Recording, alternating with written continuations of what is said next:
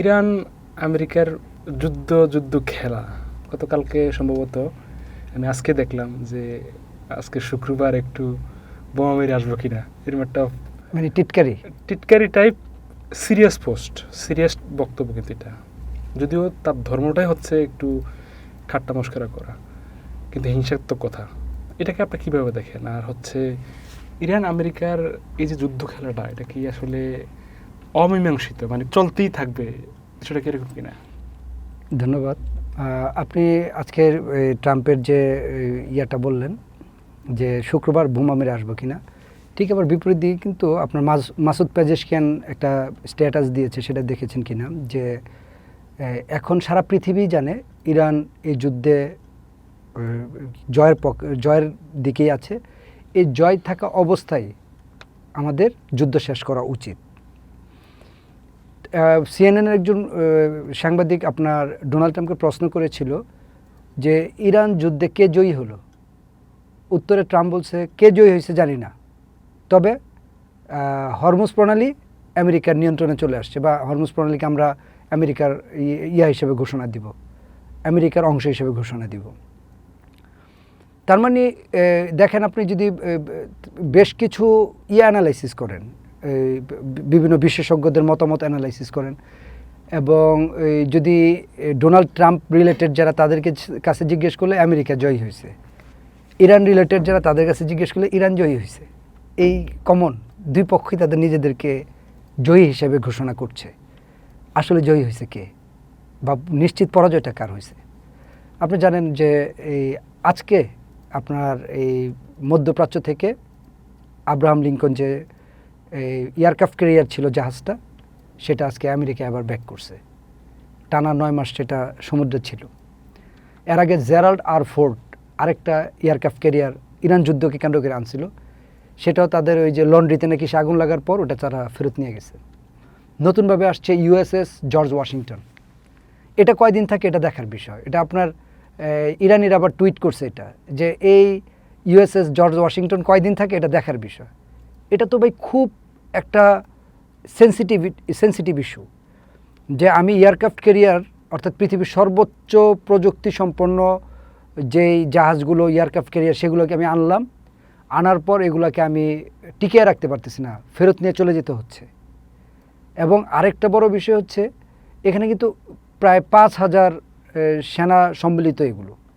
তো এই aircraft carrier যে আমেরিকা পিছিয়ে নিচ্ছে, এর আগে জেরাল্ড আর ফোর্ড নিল, আজকে আপনার নিল আব্রাহাম লিঙ্কনকে নিল, নতুন করে আসলো জর্জ ওয়াশিংটন আসলো, এবং ইরানিরা বলছে এটা কয়দিন থাকে আমরা দেখব। কারণ ইরানিরা তো ওই জাহাজ অ্যাটাক করে না, ওরা অ্যাটাক করে কোথায়? ওদের যে খাদ্য যেখান থেকে সংগ্রহ করে, রসদ সামগ্রী যেখান থেকে সংগ্রহ করে, সেই জায়গায় ওরা অ্যাটাক করে। অ্যাটাক করলে ওদের খাবার বন্ধ হয়ে যায়, ওদের টয়লেট্রিজ বন্ধ হয়ে যায়, বাধ্য হয়ে ওরা সাগরে লাফ দিয়ে মরতে চায়, তাদের ফ্যামিলি উদ্বিগ্ন হয়ে যায়। আপনি কোথাও গিয়ে না খেয়ে থাকলে আপনার ফ্যামিলি তো চরমভাবে উদ্বিগ্ন হয়ে যাবে, এটা স্বাভাবিক। এবং যুদ্ধ অবস্থার মধ্যে আপনি আছেন, যার কারণে তারা এখন কি করতেছে, ইরানের যে সর্বোচ্চ মাত্রার ক্ষেপণাস্ত্র প্রায় 3,000 কিলোমিটার সম্ভবত, ওই ক্ষেপণাস্ত্রের মাত্রার বাইরে গিয়া এই ক্যারিয়ার রাখতেছে, এই এয়ারক্রাফট ক্যারিয়ারগুলো, এবং খাবার সংগ্রহ করতেছে তার থেকেও প্রায় 2,000-2,500 কিলোমিটার দূর থেকে। আপনি বুঝেন কত টাফ একটা সিচুয়েশন আমেরিকা ফেস করতেছে। এটা যেমন আমেরিকার চিত্র, সে আমেরিকা কিন্তু আবার বলতেছে আমরা জয়ী। আবার ইরানের চিত্রটা দেখেন, যে ইরানের অবস্থা কিন্তু বাহ্যিক অবস্থা আমরা একভাবে দেখছি, অভ্যন্তরীণ অবস্থা যদি আপনি অ্যানালাইসিস করেন, ইরানের 66% মুদ্রাস্ফীতি চলতেছে। পৃথিবীর ইতিহাসে 66% মুদ্রাস্ফীতি পৃথিবীর কোনো দেশে আছে ভাই? মানে আপনি সহজে হিসাব করবেন যে 66% মুদ্রাস্ফীতিটা সহজে বোঝার জন্য, যে জিনিসটার দাম আপনার 100 টাকা, এটা আপনার 166 টাকাতে কিনতে হচ্ছে এখন, সহজ হিসাব। দ্বিতীয় বিষয় হচ্ছে, আপনি জানেন 2012 সালে ইরানের ছিল জিডিপি কত ছিল জানেন? $8,000 আর লাস্ট যে আমি তাদের জিডিপি দেখলাম, এটা $5,000 নেমে আসছে। তার মানে ইরানের অবস্থাও তো ভালো না, ইরানের অর্থনৈতিক অবস্থা চরম আকার ধারণ করছে। এবং ইরানের অর্থনীতিটাকে একেবারে কলাপস করার জন্য আপনার আমেরিকা একটা নতুন নীতি গ্রহণ করছে, জানেন তো, যেটাকে তারা ডে হিসেবে ঘোষণা করছে, বা পাইথন একটা ইকোনমি হিসেবে তারা ঘোষণা করছে, অজগরের মতো প্যাচ দিয়ে ধরছে। এখন আপনার ইরান লম্বা সময় কিন্তু আমেরিকার নিষেধাজ্ঞার মধ্যে থেকেই তারা অভ্যস্ত ছিল, কিন্তু নতুন কিছু বিষয় এখানে যুক্ত করছে আমেরিকা। প্রথম যে বিষয়টা যুক্ত করছে আপনি জানেন, যে এই সংযুক্ত আরব আমিরাত ইরানের উপর বাণিজ্য নিষেধাজ্ঞা দিছে, যেটা একেবারে লেটেস্ট। এবং সেই বাণিজ্য নিষেধাজ্ঞাটা তারা কিসের জন্য দিছে? তারা বলতেছে যে ইরান থেকে 2টা মিসাইল আমাদের সমুদ্র সৈকতে বাণিজ্যিক জাহাজের উপরে এসে আঘাত করতে চেয়েছিল, সেগুলো মিসফায়ার হয়েছে। ইরান বলতেছে না না, এটা আমরা করি নাই, বরঞ্চ এটা ইসরায়েল অথবা আমেরিকা করতেছে একটা ইস্যু তৈরি করার জন্য। এবং এই ইস্যুকে কেন্দ্র করে আপনার কী বলে সংযুক্ত আরব আমিরাত তাদেরকে বাণিজ্য নিষেধাজ্ঞা দিয়ে দিছে। আমেরিকার বাণিজ্য নিষেধাজ্ঞা থেকে সংযুক্ত আরব আমিরাতের বাণিজ্য নিষেধাজ্ঞা অনেক ভয়ঙ্কর অবস্থা তৈরি করবে হচ্ছে ইরানকে। কেমন? 605 কোটি ডলার ট্রানজ্যাকশন হয় আপনার ইয়ার সাথে, ইরানের সাথে আপনার এই সংযুক্ত আরব আমিরাতের। প্লাস হচ্ছে সংযুক্ত আরব আমিরাত এখন চীন এবং তুরস্ক থেকে বেশি ট্রানজ্যাকশন করে ইরানের সাথে। এবং ইরানের যে অর্থনৈতিক নিষেধাজ্ঞা দিছিল, ওরা দুবাইয়ের পোর্ট ইউজ করে বিভিন্ন কৌশলে সে নিষেধাজ্ঞা কাটায় তারা বিভিন্ন জায়গা থেকে ওষুধপত্র, খাবার, তেল রপ্তানি সব কিছু তারা এই পোর্টটাকে কেন্দ্র করে করতো। সেই জায়গায় কিন্তু এখন আঘাত করছে। পাশাপাশি ইরাকের আগে আপনার নগদ মার্কিন ডলার দেওয়া হতো ইরাককে, সেটা এখন ডিজিটালাইজেশনে নিয়ে গেছে আমেরিকা। তার মানে ইরাক থেকে যে বিভিন্ন ফরম্যাটে ইরানি ফোর্সরা ডলার পাইতো, সেই রাস্তা বন্ধ করে দিচ্ছে। আমেরিকা কিন্তু এখন একটা ভয়ঙ্কর অর্থনৈতিক একেবারে চরম পরিণতি ভোগ করার জন্য যা দরকার সেই রাস্তার দিকে হাঁটছে। এখন সবচেয়ে আশ্চর্যের বিষয় হচ্ছে এই অবস্থার মধ্যেও দুই পক্ষকে জয়ী ঘোষণা করছে। এখন আপনি বলতে পারেন যে নাজমুল ভাই, এই যে দুই পক্ষকে জয়ী ঘোষণা করতেছে, জয়ী কারা? এই দুই পক্ষের মধ্যে যদি আপনি আমাকে চিন্তা করেন, আমেরিকাকে যুদ্ধে আনছে হচ্ছে আপনার ইসরায়েল, আর ইরানকে যুদ্ধ থেকে সেভ করার চেষ্টা করতেছে কে? চীন, তাই না? এখন আপনি দেখেন যে চীনের সাথে কিন্তু আমেরিকার সাথে দ্বন্দ্ব কিন্তু পৃথিবীর যদি কাউকে আপনি জিজ্ঞেস করেন যে আমেরিকার সাথে কার দ্বন্দ্ব, পৃথিবীর কোন দেশটার দ্বন্দ্ব, ইরান প্রধান দ্বন্দ্ব কার সাথে? ইরানের সাথে তো আমেরিকার স্বার্থ সংশ্লিষ্ট এরকম কোনো বিষয় না, পৃথিবীর সবাই জানে। আমেরিকার সাথে একমাত্র প্রতিদ্বন্দ্বীর দ্বন্দ্ব হচ্ছে চীনের সাথে। অন্য যত দ্বন্দ্ব আপনি দেখেন, এগুলো আসলে আমেরিকার সাথে ওইভাবে মানে মেইন স্ট্রিমের দ্বন্দ্ব না। মেইন স্ট্রিমের দ্বন্দ্বটা হচ্ছে আমেরিকার সাথে চীনের সাথে আমেরিকার দ্বন্দ্ব হওয়ার প্রধান কারণগুলো কি আপনি জানেন? পৃথিবীর 4টা দেশকে আমেরিকা ডলার বাজার বা সুইফট কোড থেকে বের করে দিয়েছে। 4টা দেশ জানেন? রাশিয়া, উত্তর কোরিয়া, ইরান, ভেনেজুয়েলা। এই 4টা দেশের উপর ডলার ট্রানজ্যাকশন টোটাল জিরো করে ফেলছে আমেরিকা। তাদেরকে ডলার মার্কেট থেকে বের করে দিছে, সুইফট কোড থেকে তাদেরকে বের করে দিছে। এই 4টা দেশের মধ্যে 3টা দেশ হচ্ছে পৃথিবীর মূল তেল উৎপাদনকারী জায়ান্ট, রাশিয়া, ভেনেজুয়েলা, ইরান। এখন কি হচ্ছে, এই সুযোগটা চীন জায়গা মতো একেবারে একটা চাল দিয়ে ফেলছে। এই সুযোগে চীন কী করছে? তাদের কাছ থেকে তেল নিচ্ছে এবং এই তাদের যে সারা পৃথিবী থেকে তাদের বিচ্ছিন্ন করে ফেললো আমেরিকার নিষেধাজ্ঞা দিয়ে। তাদের কি কমে গেছে? সারা পৃথিবীতে তাদের ক্লায়েন্ট কমে গেছে, ক্লায়েন্ট হয়ে গেছে একমাত্র চীন। যার কারণে চীন তাদের কাছে কম দামে তেল কিনতেছে, প্রতি ভ্যারেলে ইভেন $20 পর্যন্ত তারা কম দামে তেল কিনতেছে। এই কম দামে তেল কিনে তারা কি করতেছে? তাদের দেশে নিয়ে যাচ্ছে, চীনে নিয়ে যাচ্ছে। তারা যা উৎপাদন করতেছে সেটাও কম পড়তেছে। চীনের ম্যান পাওয়ারও বেশি, সেখানে ম্যান পাওয়ার কস্টিংও কম। যার কারণে ইউরোপ আমেরিকায় যা উৎপন্ন হয় আর চীনে যা উৎপন্ন হয়, ইউরোপ আমেরিকা যেটা হাই কস্টে উৎপন্ন করে, চীন সেটাকে কিন্তু লো কস্টে উৎপন্ন করে, আপনি জানেন। যেমন আপনাকে আমি যদি উদাহরণ দিই, জার্মানের একটা জিনিস দিয়ে উদাহরণ, একটা গাড়ি দিয়ে। জার্মানের গাড়ি কোনগুলো? Mercedes, BMW, Audi. তারপর হচ্ছে ব্রিটেনের নাম করা গাড়ি কোনটা? Rolle's Royals. তারপর হচ্ছে আপনার ইতালির গাড়ি হচ্ছে ফেরারি। তারপরে আপনার আমেরিকার গাড়ি হচ্ছে টেসলা।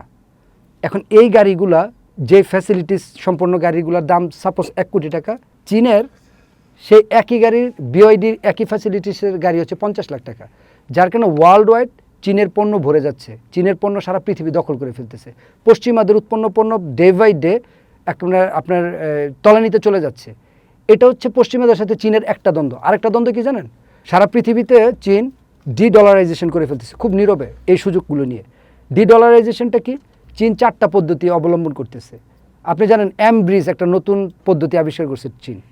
চতুর্দিক থেকে আমেরিকাকে চীন ঘিরে ধরতেছে। ব্রিজ মানে হচ্ছে আপনার হংকং, থাইল্যান্ড, সংযুক্ত আরব আমিরাত, সৌদি আরব এবং চীন, 5 দেশ নিজেদের মধ্যে নিজেদের মুদ্রায় দ্রুত সময়ে তারা একটা ট্রানজ্যাকশন নেটওয়ার্ক তৈরি করছে, দ্রুত সময়ে ট্রানজ্যাকশন করে। ব্রিজ একটা। তারপরে সে তৈরি করছে ব্রিক্স, আপনি জানেন পৃথিবীর 11টা দেশ নিয়ে ব্রিক্স, যারা পৃথিবীর অর্ধেক জনগণ এবং সারা পৃথিবীর বেশিরভাগ তেলও তাদের নিয়ন্ত্রণে, এই ব্রিক্সের নিয়ন্ত্রণে।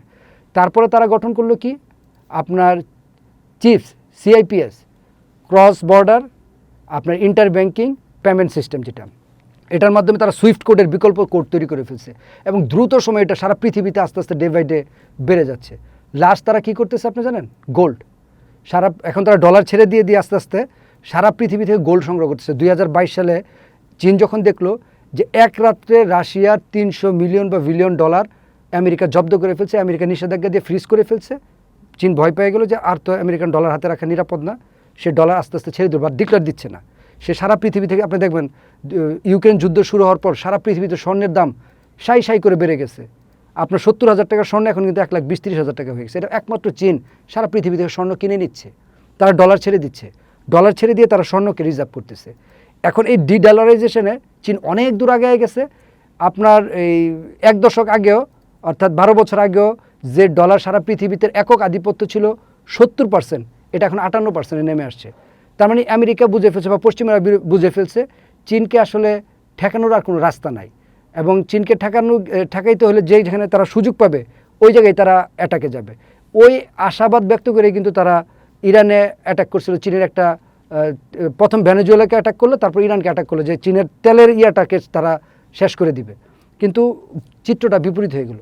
সর্বশেষ যেটা আমরা বলতে চাচ্ছি যে এই যখন অবস্থা, দুই পক্ষকে জয়ী ঘোষণা করতেছে, এখানে আমার মনে হচ্ছে এক দিক দিয়ে জয়ী হয়ে যাচ্ছে ইরান, আরেক দিক দিয়ে যদি আপনি জয়ী বলতে চান তাহলে সেটা জয়ী বলা যাবে না, বরঞ্চ ক্ষয় হয়ে যাচ্ছে ইসরায়েলের।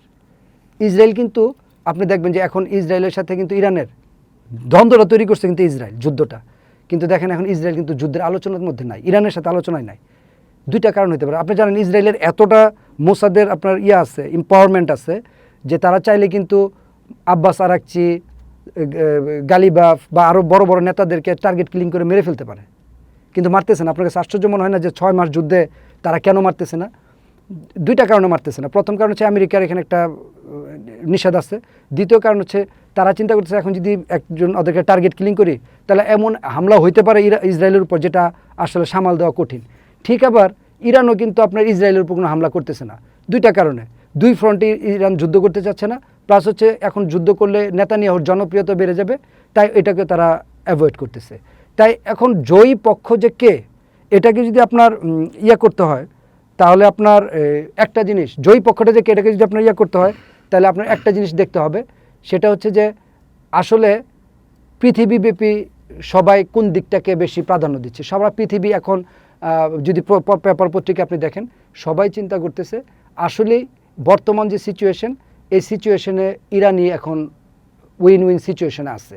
এবং গতকালকের আগের দিন আপনি জানেন ক্যালিফোর্নিয়াতে একটা নির্বাচন হয়েছে, আয়েশা যে নির্বাচিত হয়েছে, তাকে আইপ্যাক, যেটা হচ্ছে এই যে আপনার ইসরায়েলের লবি প্রতিষ্ঠান, তারা আপনার কোটি কোটি ডলার ব্যয় করে আয়েশাকে নির্বাচিত হওয়া থেকে ঠেকাতে পারে নাই।